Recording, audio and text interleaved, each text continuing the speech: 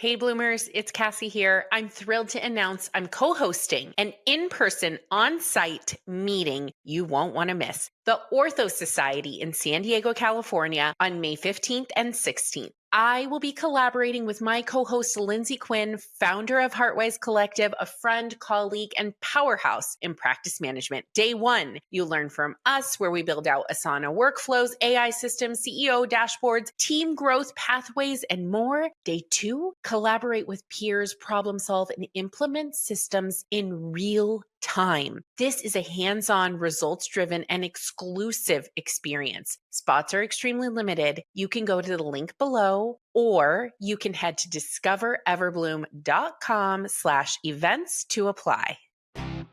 Welcome to the Bloom Effect. I'm your host, Cassie Kellner, former chairside assistant turned team coach and founder of Everbloom. This podcast is all about the real stuff, honest combos, leadership lessons, and the heart behind thriving orthodontic teams. If you're ready to grow, lead, and bloom, let's dive in.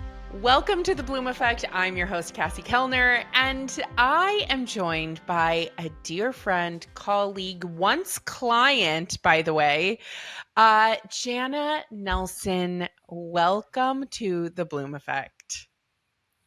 Thank you, Cassie. I'm so happy to be here. I'm so excited. I know we're finally doing it. Okay, Janna. I know. I was just thinking that we're finally doing this.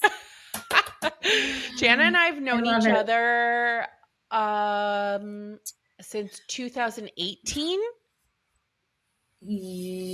Maybe. Yeah. Was it 2018? Okay. Yeah, it could have been earlier, but I met you in a practice in 2018. And the reason I know that is because I was pregnant with my first baby. And so that's how I correlate my years, you know? Yeah. So, okay. So, and I was newly pregnant. Nobody knew. I was traveling into all of these offices, just going to dinner, do you want wine? I'm like, no, thanks. So we met in 2018. You were working in a practice, and then we just continued to connect throughout the years. Your career journey has evolved in something so fun. It's such a cool story. And here we are, a million years later, and we're doing this podcast. You and I connect all the time, and we were on recently just chatting about, which I'm really excited. We're going to chat about this today, but we're chatting about what happens when you turn 40 as a female. We can only speak for ourselves, but what happens in that mindset shift and all the things. So before we jump into that, Janna, I always start this podcast, as you know. Who is Janna Nelson? So I'm so glad that you brought up the 40, because I do feel like things have changed so much over the last few years. So I started my dental journey back when I was in my early 20s. I was a young mom trying to figure out, I wanted a career. I knew I wanted to be in a career where I helped people. I tried college a few times with young children. It was really tough. And I always seemed to kind of push towards something where I'm working with the community, wanted to work with people, whether it was social work, therapy. I just didn't quite know what my niche was. And a friend of mine, family member, kind of an aunt, her brother owned a dental practice and was like, hey, he's, doing dental assisting classes. You get certified. Now, secretly, I was not a huge fan of the dentist growing up. I love that. I was not. Oh my gosh. Patient. I was not a good patient. I, was the patient that would floss a day before I go to my appointments. And then they would tell me I need to floss more. And I was like, yeah, I swear I'm flossing. And we know, right? Yeah. In the dental community now. But anyway, so I just didn't have great experiences. I always had to have fillings done. I had soft enamel. So going into a dental practice in my mind at that point was like, okay, I want a career. This has been handed to me. And at that moment, I obviously didn't look at it the same way I look at things now, which when things come into your life, there's a reason. So I took a leap and I did it and I got certified, and my first job was a dental practice up in Nashua, actually. And you're a Massachusetts it was an native. Experience. I We should am. throw So that out. I live in Massachusetts. I'm in a little town called Billerica, which we say Bricka. And Okay. I'm not from here, but I've been here, gosh, for over 20 years now. I raised my three boys. I guess I should go back to that. I had three boys. I had twin boys that are 26. One just got married. And then I have a 16-year-old boy, and they're all amazing. So yeah, I worked in dental, worked there for a couple years, got a lot of experience, got to work with some great dental dentists that would come in, periodontists, endodontists. Worked with this amazing endodontist that would come down from Canada, and he was like definitely a mentor for me at that point because I was so Mm, young. And then some things had happened within the practice. There was some changes. And then I kind of started dabbling. What am I going to do next? So I applied for everything. As we know, we take our hmm resume and we drop it off to dental practices, ortho practices, endo, whatever it was. And I came into working for a great office, great orthodontist in my area. So I've been in the ortho field for, I mean, it's really been over 15, 18 years, something like that now. That makes me feel really old. Um, Same. Same. but with that being said, and then after COVID, things kind of changed again, shifted, right? Our lives Yeah. changed. Family changed. There was some things in my own personal life that had changed, and I needed to. I knew, and when you and I met, and I think if you remember this, I remember saying to you, like, how do you get into this? How do you get into hmm consulting? You were an hmm ortho assistant, and even like we had other companies that would come in and train us, and I'd be like, how do you get into this? I'm kind of hmm interested in this. hmm And when I reached out to you, well, now I mean, I've been with, we'll say I've been with Ulab now for, it was 4 years, July 1st. So when I had reached out to you and said, I'm looking for something else. hmm I think I love working with patients. I love what I'm doing, but I think I'm outgrowing it. hmm And I think I felt that way for a long time. I just didn't quite know the steps I needed to take to kind of get out of it and what I was going to do. Yeah. And I think I can kind of speak for a lot of orthodontic assistants, male or female. You get to a certain point and you're not sure what's next, and you're not hmm sure how to take those steps. And I think some people get kind of stuck. And I'm definitely one person that I feel my whole life. Um, and there's, I'm actually, I'm thinking about writing a book, but that's another thing. But I'm Janna. Oh my serious. gosh, I love this. Serious. Yeah. So, and it's only because it's been brought up a few times now. And I said, I think there's a journey that we all take, and we all have a story, and we all have hmm um, the reasons why we end up where we are. And Yeah. I believe that you and I met all those years ago. And even though it took me a little bit to kind of get to that point of my next step in my journey, you and I connecting when we did, it was you have, and I know I say this to you all the time, how much I thank you for that. And you're like, it wasn't me, it was you. And I'm like, no, but I wouldn't have ended up here if I Mm, hadn't, maybe if I hadn't reached out to you, but you had an opportunity, and you sent me a text months later and said, hey, I have an opportunity that came up. What do you think? yeah. And I think all those people that hired me still to this day, because I didn't think I could, I don't think I ever saw myself working on the other side, because I just hmm didn't think was I not educated enough? Was I good enough?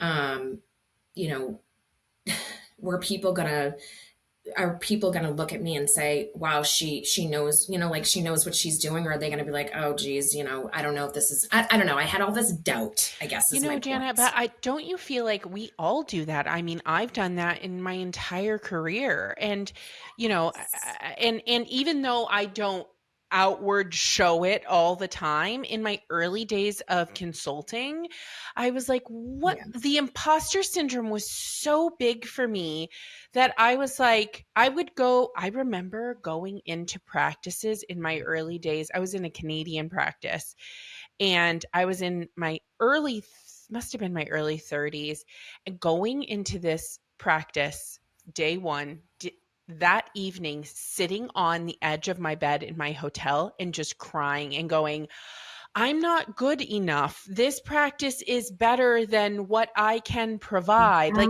these Yes. things that Yeah. go through my brain of like the imposter is real, and it's just mindset shift. So like this is a perfect example of what we're going to talk about too, because Oh, I have 100%. gone Yeah. through it in my evolution of consulting and coaching. And that practice was one of my absolute favorites. We did some of the most powerful things in this practice. I'm still very close with the doctor. It's just, but I had this moment. I mean, even the first time I lectured, shout out Tracy Moad, I cried all night long. I had a 2-hour lecture and it was to 200 people, and I was like, I cannot do this. Like I am so overwhelmed to be able to do this. I cried. I don't know if anybody has ever heard of tapping, but like you tap on certain points of your body and there's like a whole Mhm. science behind it. I wish I knew more and I could speak to it, but I actually learned how to tap in that moment. So I'm in my hotel room like You're like, just where can I tap to make this feel better? what Yeah. can I do? My Yeah. Yeah. collarbones, my temples. I'm like following along on this random YouTube. But like you're right, Janna. We do it to ourselves. And the reality is that now you're nearing 5 years with this company and you're killing it. And you had all of this doubt, It's right? fun. And by the Yeah. way, Janna, you're not alone in this either. I get DMs and LinkedIn messages and emails from people all the time who ask me, how do I get into consulting? And I've gotten that for the past 10 years. And the reality is, I just got a DM, Janna. This is no joke. It's 3 days ago. And she said, I really want to get into consulting. I'm watching you and your brand from afar. How do I do this? And I said, no joke, this is what I said. And we joked back and forth. I don't know this girl. I think that she has all the potential in the world. I think everyone does. If you Mhm. want to do it, Oh, is what I 100%. would say to Yeah. you. Yeah. Yeah. What's interesting to me is I said to her, you have to have a lot of confidence and coffee. Like, truly, from the bottom of my heart, like, you have to go into it going, I might actually fail at this, or this program that I launched might not launch the way that I envisioned it, but Yeah. I still had the confidence to move forward. And so did you, Janna. Yeah. I mean, I guess and it's so funny you're saying this because I know you and I both listen to, can we give a shout out to um, Mel Robbins? Of course. I, Are you kidding? like, like if I'm one, I 100% will send her podcast to people. I will say, hey, have you listened to Mel Robbins? Some people have heard of Mel Robbins, some haven't. And I literally was just yesterday at the gym listening to a podcast about this exact thing, taking a leap of faith, and don't say no, say yes, because what's going to happen? You say no, you never do it. You're never going to know, what the future holds for you. Yeah. And, again, I think those are those self-doubt feelings. And it's so funny you're talking about crying, not funny, but talking about crying. I remember the It's funny first three, now. 4 months. I know it's funny now, right? I remember the first 3, 4 months, and it was one of the assistants that, it was my dear friend Kim, who I haven't spoke to in a long time. She was like Mama Kim, we'd call her, and she was like, "Listen, you're gonna get through this. It's hard, and it feels like you're never gonna get it, but it's gonna click." And it took Hmm. me probably 3 or 4 months, and I'd come home crying, and my husband at the time was like, "What is?" why are you still doing this? I'm like, because I Yeah. have to. I'm going to learn this, right? Coming from general to ortho is a whole different ball Oh, game. So taking, right? And I didn't know that. I had no idea. I'm like, it's dental. Like, oh, but it's like a whole, yeah, it's like a whole different shift. Um, yes. so yeah, I think, and that goes back to being in the 40s, right? And realizing all these things that I wish that I know there's a reason we don't know all these things back in our 20s, but I wish some of the things that I know now and how I see things in life and how I experience them and how I even just people that I meet. Hmm. I wish that I felt that way back in my 20s and I knew Yeah. that I didn't, no self doubt. Like, the self doubt still Same. kicks in, right? You still Sure. have Of those course. We're moments. human. Even Yeah. coming on this podcast, I was like, oh my gosh, is my hair okay? Like, is everything right? Am I wearing the right color? My background, like everything, right? Like you overthink it almost because it's like you get nervous. But then you're right. There's a shift in your brain and the way that you have to think about things. And I think for me, honestly, Cassie, and I said this to you probably in the last 6, 8 months, I'm trying to really look at things on a positive Hmm. and trying to see things like, okay, like I think I said to the day we talked, sitting in traffic, right? Got to get to that appointment, got to get to that whatever, and you're in a rush and you're like, what the heck? I'm like, why are we sitting in traffic? Taking a moment, going, all right, there's a reason that I'm sitting in traffic right now. Just take a moment. This is my moment to maybe breathe. Maybe this is my moment to slow down, take a pause. Trying to kind of look at things again in that way. And I think again, I think it's a shift in our mindset as we get older because we Yeah. know the older we get, and I hate to say this, but the less time we have, right? Or Yeah. the less, moments we have, and Yeah. to really appreciate those moments. But don't you feel too, Janna? I don't know. I felt this when 40 was coming for me.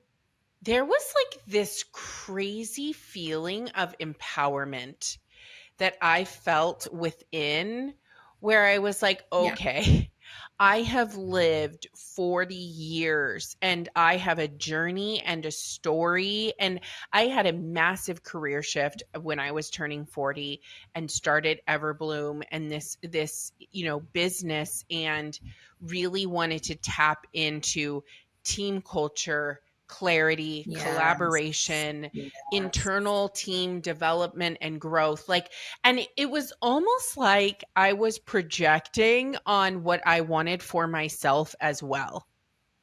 I never actually Yeah. pieced that together, Janna. You know what? Actually, That I just did actually, it. no, that makes sense. You literally just did. And you know what, Cassie? Like the fact that you did this, I told you, when you and I talked and you said you were doing this, I was like, when can I start?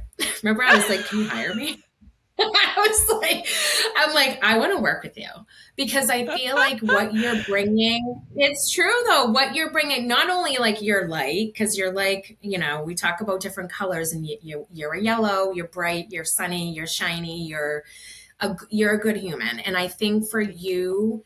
you coming into the practice that I was working at, it was a light for us. It was like Hmm. an awakening, and I think Hmm. that that's important because I think you kind of, especially in an ortho practice, you go into work, okay, got 90 patients, 120 patients. All right, what's the Yeah. schedule? What are we going to do? All right. And I think you have to remember we're all people and we all have something outside of work, right?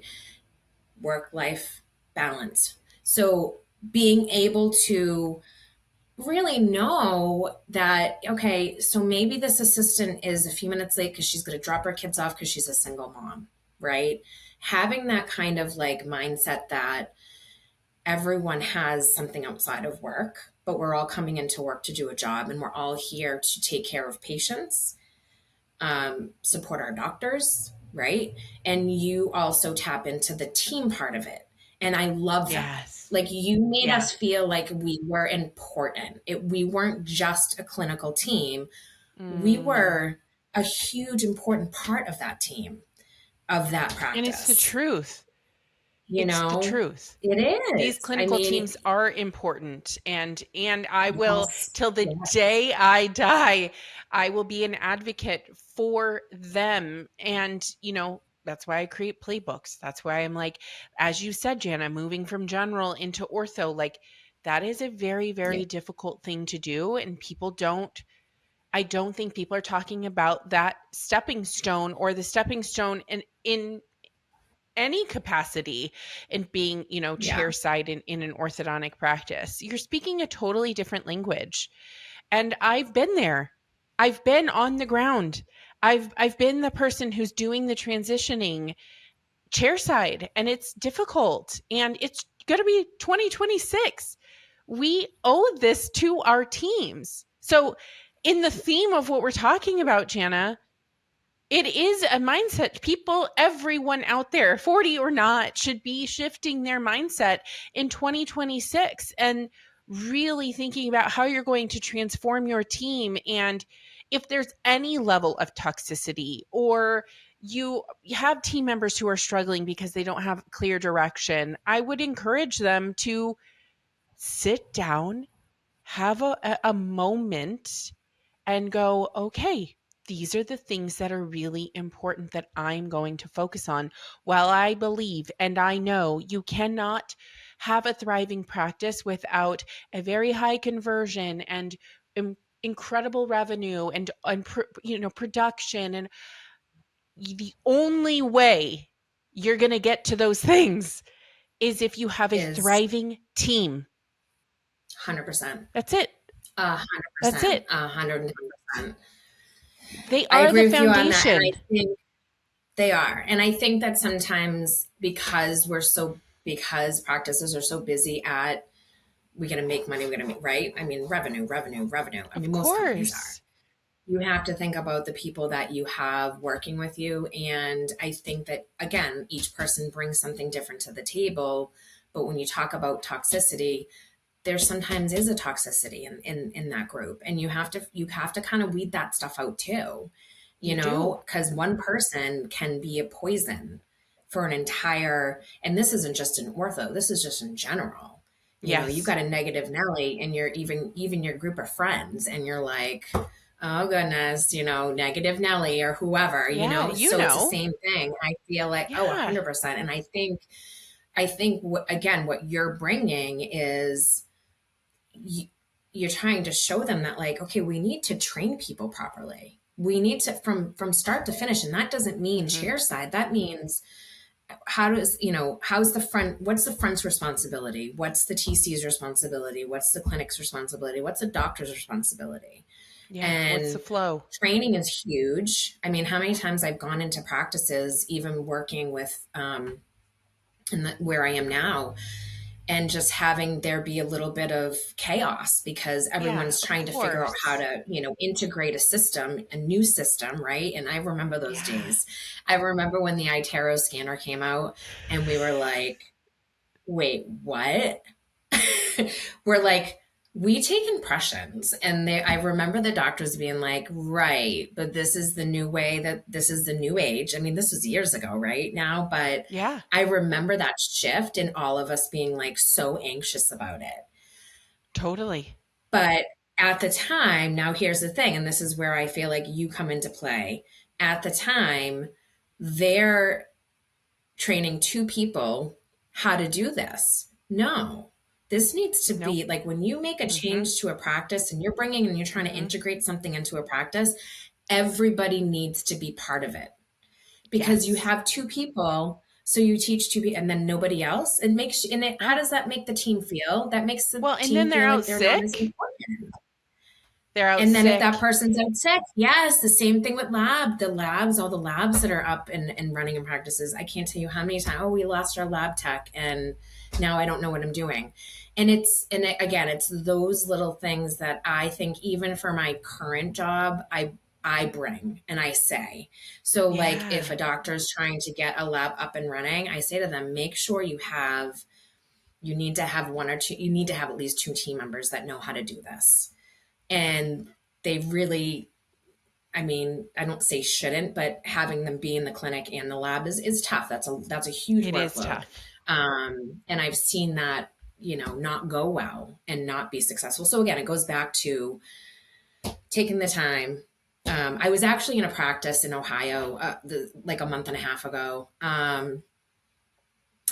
And I'm just going to shout out to Dr. Alvitro. She literally has, and I don't know if you've met her. I think I think I No. asked you this.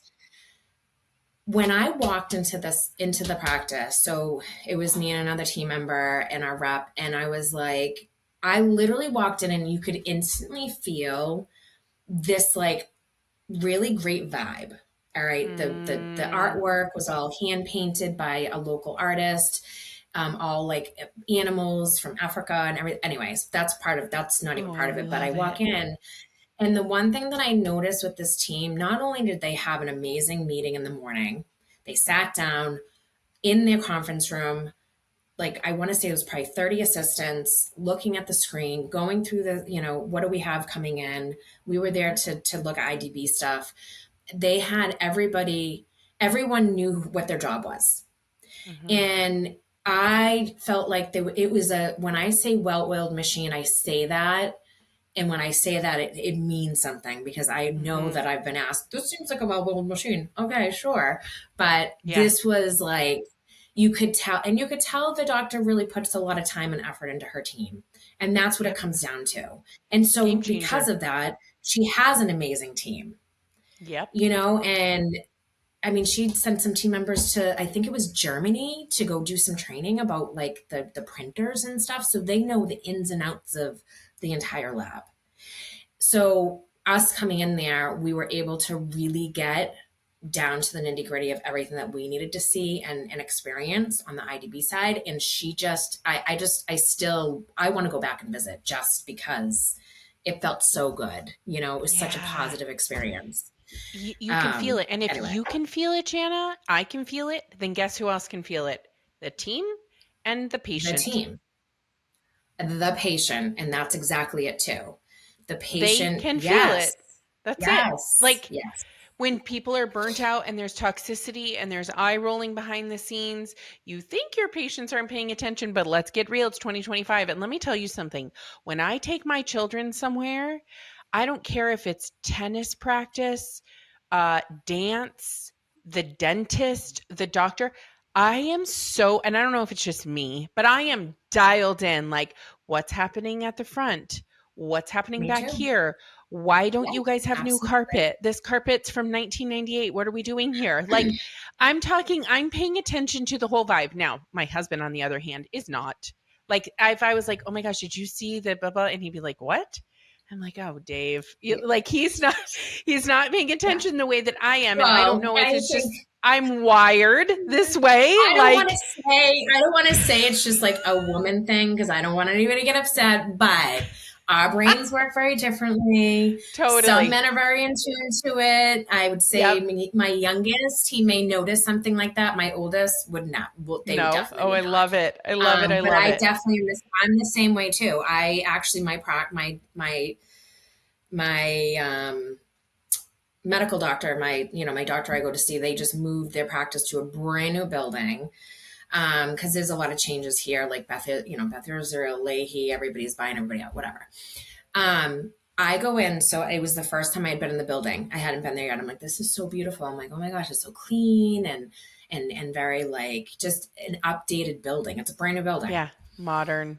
Young girl at the front desk, so cute, adorable. And I just put lotion on. So this is like random, but I just put lotion on. She goes, oh my gosh. She's like, your lotion smells so good. I was like, oh, thanks. And I was like, oh, it's this. I pull it out and she's like, can I take a picture of that? Now, as we're talking in my peripheral vision, I can see this older woman staring at us. And so she takes the picture, whatever, super sweet. I can't remember her name. I don't even know if I asked her. I'm so bad with names. But the older woman comes over and she's like, is everything okay over here? And I'm like, yeah, everything's fine. And she's like looking at the young girl, like, so I'm in my head, I'm like, she must be training this young girl how to check people in because she's new. Like, I knew she was new. She hadn't been there before. Yeah. I felt so bad. And I actually ended up saying something to my doctor about it and the nurse. I was like, I'm like, I usually don't like complain at all with the Yeah. front desk. I think everybody's great. I go, but this is what I just experienced. And I go, and I feel like you guys need to know this because this young girl is so sweet. She's a fresh, young, adorable for your front desk where they have all these older women, which is fine, but like you have this like kind of Well, bully. she had like true connection with And you. And yes, someone else was like, "Wait, that's not what we do." It's really interesting, Janna. right? Isn't that interesting? And in my head, I'm like, this is what you want when you walk into a place, even when you walk into a nail place or your hair Yeah. salon, you Yeah. want there to be some sort of I want connection. connection. You don't want to feel Of course right. I Like you don't do. want to walk in and be like, oh, hi. And they're like, Hey. hi, So, and I feel the same Yeah. way when you walk into any practice. We can bring it back to ortho again, but the front desk, I remember thinking to myself, the front desk is the first face that you see. And I think this might have been something you taught us or somebody taught us, but it's Someone. truth. First, Yeah. first thing that you see is a person at the front desk. So if they don't have a smile and they're not engaging and they're not acknowledging you, Yeah. you instantly are turned off. Oh, yeah. Same thing goes And, chairside. When you bring your patient back and they lay in your chair and then you just lay them back without saying a word, Janna, it's got to be right? one of my biggest pet peeves. I'm like, you don't even say, okay, I'm going to lay you back. Here's what we're going to do. You're not engaging at all. You just lay them back and you say, open, and they open their mouth and you haven't even connected in any way. I can't. It makes my eye twitch.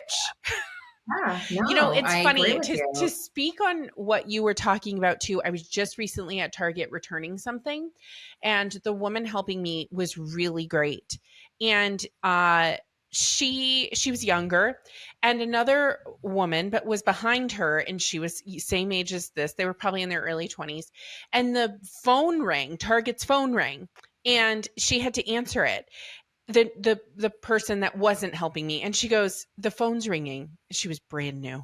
She didn't even have a name tag. Like, she got a sticky tag. Okay. Like, it was like, and she's like, She was green. Yeah. yeah, brand new. And she goes, and the woman helping me goes, really rude. She goes, answer it. And she goes, answer it.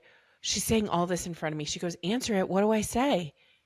And she like gave her the worst look, rolled her eyes, and she goes, thank you for calling Target. How may I help you?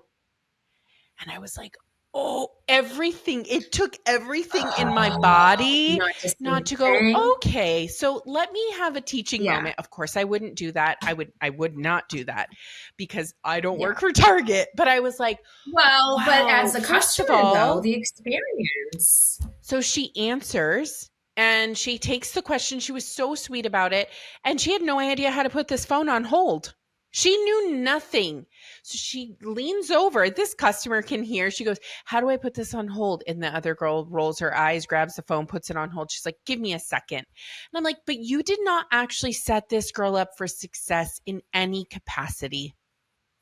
And I just think back to what I do for a living. And I'm like, guys, Yeah, it stuck yeah. with me. Let's get, All of it stuck yeah, with me. It was just a really, really wild experience to be able to view. And again, mindset shifts and the old school, new school situation. I get it. Perspective. It's all the things. But it's really interesting how we are so focused on some of this stuff. yeah.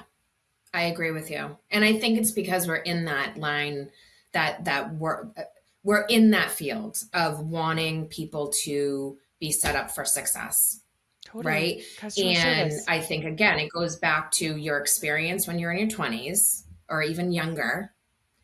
My youngest son is working now, and there's been a few things that have come up about the way the manager approaches things, and I just go, that's going to make them not want Of to course. continue working here. Like, give them, and I do think, I mean, obviously the young, as we know, the younger crowd is a little bit different these days, right? They get pretty much everything they want, and they don't have to work too hard for it, whatever. I know it's a completely different generation, and I've literally raised children in completely different, right? Yeah, sure. Generate. Yeah. um So, I think that it goes back to your experience and the experiences that you had. And again, I think going, kind of trilling back to the 40s and, Yeah. work life balance, you can't always do that, when when you're working for a practice that's not seeing that, Mhm. or even just in any company in general. There has to be, I wish there was more work life balance, the way that people think and the way that people look at even your personal time. Like, do I think if somebody's taken a mental health day once or twice a month is a big deal? Absolutely. But I think that we've come to this place, especially in you know going through COVID, that changed everybody, right? Yeah. And the way that we just saw the world and reacted to Yep. things, and everyone just was very on very different, even families. I mean, my family and I were on a little bit of a different level with it, because I was in the middle of, sharing custody of my youngest child. And so again, it's the work life balance and being able to kind of do that one, and also have the experiences, and having managers, bosses that understand that, Yeah. regardless of how old they are, how young they Yeah. are, I think that and leaders really have to focus on, and I think this is what a global pandemic taught us too, is like leading with compassion. All of yeah, these scenarios that we talk about today in your medical office that you were at Target, in an ortho practice, like n- uh, w- you have to lead with compassion, and whether people agree with that 100%. or not, that's on them. But you will Yeah, notice that if you yeah, shift your mindset and lead with compassion, a lot of things fall into place. That doesn't mean that you don't set boundaries. That's not what I'm right. saying. There are boundaries. This is a workplace. You have a job to do. However, you can still lead with compassion and have boundaries Yeah, at the same time. It is doable. I've 100%. done it personally. I've 100%. seen it. I've seen it be done. I've had leaders that do it for me. I think We sometimes have people get to. nervous, or they get Sure. scared when you Sure. talk about Cuz boundaries. Like, I think it's hard. I mean, I know I still struggle with boundaries in my own personal life, but I think especially as managers and upper management, GMs, whatever, um, they're not really sometimes built that way or I taught to know. do that. So we go all the way back to mindset Orthodontists shift. aren't taught how to, they're taught how to be orthodontist. I mean, Right. unless they're taking a psychology class, they're not taught how to manage Right. 10, 20, 30 women and mix in men there, Yeah. which I always love. I love when those men like mix in the practice. I think it just makes it so much more fun. But it just adds a little testosterone. Totally. We need But it. right, like it evens things out a little bit. I think it's a good thing. But I think they're not taught that. Just like we're not necessarily taught how to I don't know, be adulting, right? Who likes to adult? Like, adulting isn't something you're really, I mean, you watch other adults do it, but I'm talking like grocery shopping, paying the bills, Oh right? yeah. Like, Yeah. I think there needs to be more when it comes to not even, again, not just even ortho practices, but just practices in general. Yeah. Um, Taught how to manage, and if they're not, then they have a goes office manager, right, or whoever. Yeah. I would say Anyway, this too, we could talk Janna, about just this for to hours, I but know, same. I want to say this to kind of wrap this up too, but you know, I would encourage people to take a big piece of what you said and how you had a massive mindset shift. And it comes with time, where you weren't not as reactive. And you talked about like driving and all the thing, like how yeah, you didn't react in a way that maybe you would have reacted in in your 20s or 30s, or, and it comes with maturity, which is Yeah. why when I hit 40, something shifted for me as well. Don't worry, everyone. I still have plenty of shortcomings. Like they're real. Yeah, Uh, yeah, yeah. but Yep, I think if people are leading with compassion and really focusing on what's going on around them in their teams, and I will say it's not too late to shift your mindset. If you find yourself incredibly short staffed, or you have a very toxic team, or that you have to make some massive changes on your team, because people aren't working out, it's never too late. yeah. It's okay to shift. And listen, we're at the end of 2025. You get a whole I new can't even year. believe that. You get a When you whole say new it, I'm year. like, what's so funny is there's so many things that I thought, there's definitely things I accomplished this year that I wanted to, but there's so many things that I'm like, do I still have enough time to, do Right? I know. I still have enough time to do those other things that I I forgot that I was going know. to do? I know. Oh Listen, gosh. Janna Nelson, thank you so much for Oh joining my me. Truly from the bottom of my Seriously? No, heart. thank you. Thank You are you. the best. You are the best. You're the best. You know how much I adore you.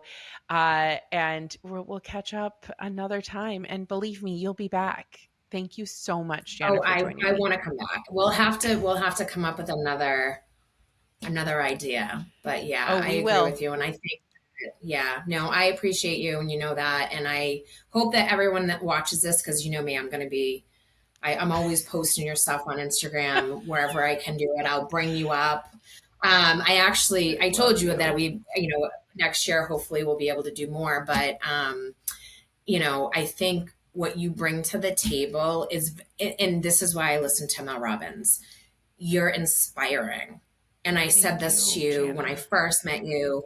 No, you're inspiring. And I feel like and I don't say this lightly. I know I've said it a million times, but I appreciate everything that you have done for me in my life.